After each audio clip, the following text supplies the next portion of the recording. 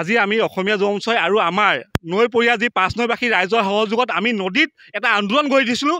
আমাৰ কথা এইটো হ'ল চব নেপকো বান্ধটো ভাঙি দিয়ক, নেপকো বান্ধটো ভাঙি দিয়ক। কাৰণ নেপকোৱে আমাৰ এই নৈপৰীয়া ৰাইজসকলক আপোনাৰ জীয়াই মাৰি পেলাইছে।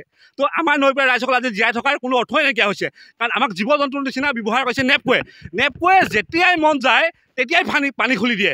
যেন আপোনাৰ নেপকোৱে মানে এনেকুৱা হৈছে, আপোনাৰ নেপকো আৰু চচুবাৰী আমাৰ নৈকষাই ৰাইভৰ মানে সেই যি জোৱাই হ'লে মানে এই গাখীৰ দিয়া নিচিনাকৈ তেওঁলোকে ৰাতি 1টা বজাত মন গ'ল 2টা বজাত মন গ'ল, যেতিয়াই মন যায় নেপকোৱে 3-4খনকৈ গেট খুলি দিয়ে। এইবেলি 1 বজাত তেতিয়া পানী বহাৰ লগে লগে আমাৰ নৈপৰীয়া ৰাইজৰ ধান চাউল আপোনাৰ হাঁহ কুকুৰা গাহৰি ছাগলী সকলো উটি গ'ল। আজি আমাৰ নৈপৰীয়া ৰাইজসকল দিশখৰা হৈ গ'ল।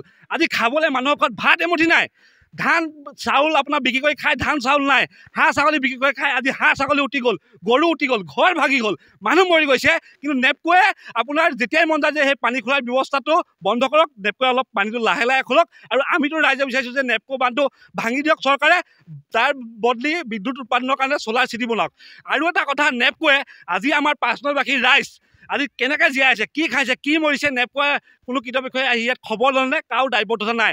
আমাৰ এটা স্পষ্ট দাবী যে নেপকোৱে আমাৰ নৈপৰীয়া ৰাইজসকলক ক্ষতিপূৰণ দিবই লাগিব। তেওঁলোকে যাৰ আমাৰ ঘৰ ভাগিছে, যাৰ গৰু ছাগলী উটি গৈছে, ধান চাউল উটি গৈছে, পঢ়া ল'ৰা ছোৱালী কিতাপ পঢ়িছে, সকলো ক্ষতিপূৰণ দিয়াৰ দাবী জনাইছোঁ আমি নেপকক।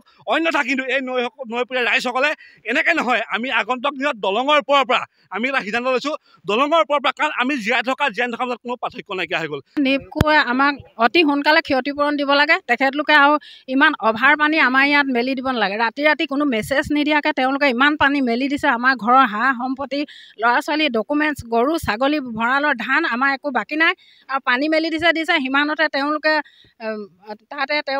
আঁতৰৰ পৰাই কথাবিলাক শুনি আছে, ৰাইজৰ ওচৰলৈ অহা নাই। আমাক ক্ষতিপূৰণ দিব লাগে আৰু চৰকাৰেও আমাৰ যিটো ক্ষতিপূৰণ অতি সোনকালে দিব লাগে। আৰু নেপকোক আমি বান্ধটো ভাঙি দিবলৈ বাৰম্বাৰ আমি কৈ আছোঁ।